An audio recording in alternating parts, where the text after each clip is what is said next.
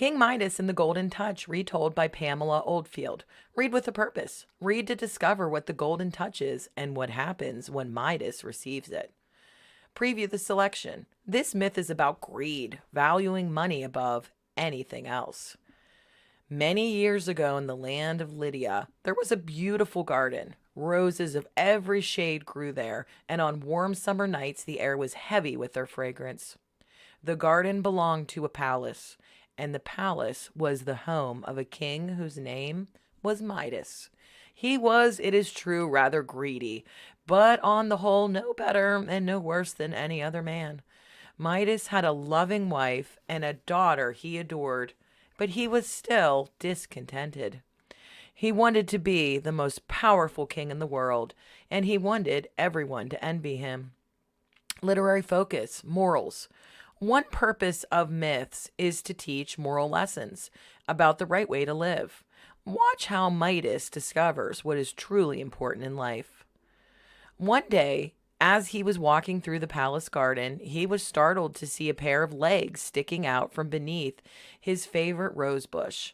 The strange thing about these legs was that they had hooves instead of feet. The king stared at them for a moment and then called for the gardener's boy. "What do you make of that?" he asked. The boy parted the branches of the rose bush and peered through.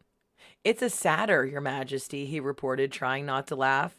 "I think it's Silenus." The satyrs were strange, mischievous creatures, half man, half beast, who roamed the world in search of adventure. Midas frowned, angry that someone should be sleeping in his garden. The boy ran off to fetch the gardener, and between them they dragged Silenus from under the rose bush and pulled him to his feet. Silenus grinned foolishly. He was holding an empty wine jar. "You are trespassing in my garden," Midas told him severely. "What have you to say for yourself?" The old satyr shrugged. "I got lost, so I sat down for a drink," he told the king, looking quite unrepentant. "Disgraceful," said Midas. "I shall send word to your master at once." Silenus began to look worried, for his master was the god Dionysus, who was not only powerful but also quick-tempered. Literary focus, gods and goddesses. Greek myths feature powerful gods and goddesses who interact with humans. Dionysus has an important role in this myth. "I beg you not to do that," he cried. "He will be angry with me. Suppose I make a bargain with you. If you will overlook my foolishness, I will entertain you with strange and wonderful tales, better than any you have heard before." Midas agreed, and the satyr stayed on in the palace, delighting the king with wonderful accounts of his adventures. At the end of the week, Midas sent the satyr back to Dionysus. The god was very fond of Silenus, and despite his many faults, and was pleased to see him safe and sound. He wanted to thank Midas for taking care of the old satyr, and offered the king any gift he cared to name. Any gift he cared to name? What a marvelous opportunity! He pondered for a whole day and a night, and then asked Dionysus if he could make a wish. The god agreed, and Midas asked for the power to turn whatever he touched into gold. The god granted his wish, and Midas was jubilant. Reading focus. Making predictions. To make accurate predictions, base your thinking on what you have already learned about Midas and what you know from similar stories and your own experiences. You can make many predictions through a story. Once Midas makes his wish, make a prediction about whether it will make him as happy and powerful as he expects. "Imagine a king with a golden touch," he cried. "I shall be the wealthiest and most powerful king in the world." The king began to experiment with his new gift. He hurried into the garden and touched one of the flowers. At once, the whole bush turned to gold. Then he looked around him. Suddenly, Midas felt doubtful. Gone were the colors and the glorious perfume. The garden was still and lifeless. Inside the palace, the king called for a goblet of wine. As soon as it touched his lips, the wine turned to gold, and he could not drink. A terrible thought occurred to him. "What will happen when I eat?" he wondered. With trembling fingers, he reached out to take an apple from a bowl of fruit. As soon as he touched it, the apple turned to gold. "What have he done?" he whispered. "If I cannot eat and drink, I shall die." He knew that he had made a terrible mistake and decided to beg Dionysus to take back his gift. I will go to him at once, he cried, but the decision came too late.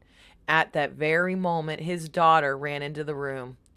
Stay away from me, Midas shouted, but she took no notice. She threw her arms around him and was turned to gold. His daughter was now a gleaming but lifeless statue. The king stared at her in horror. What have I done to you? He cried, kneeling beside her.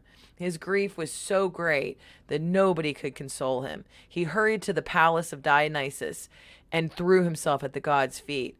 Forgive my stupid greed, he begged. Tell me what I must do to save my child. I will do anything you say. Reading focus, drawing conclusions. When you draw conclusions, you make a statement about characters, events, or outcomes based on the evidence from the story. For example, you might draw the conclusion that Midas is foolish but not a bad man. He genuinely loves his daughter.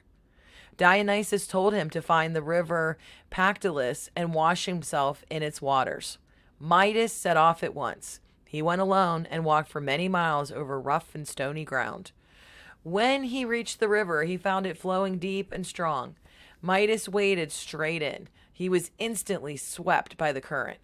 When at last he managed to reach the shore, he wondered if the curse had indeed been washed from him. Looking back, he saw that the river now gleamed and sparkled in the sun. On the riverbed, teeny nuggets of gold lay among the pebbles. Dionysus had spoken truthfully, and the terrible power had left him. Joyfully, Midas made his way home. As he approached the palace, Midas's daughter ran to greet him. He lifted her in his arms and carried her into the garden. Midas was overjoyed to hear her laughter once again, and he sighed happily as he breathed in the fragrance of the flowers. I have learned my lesson, he said softly, and I am content. Reading focus, making generalizations. A generalization is a broad statement that applies to many people or situations. After reading several myths, you might make the generalization that many ancient myths teach timeless lessons. Read with a purpose. How did the golden touch change King Midas's life?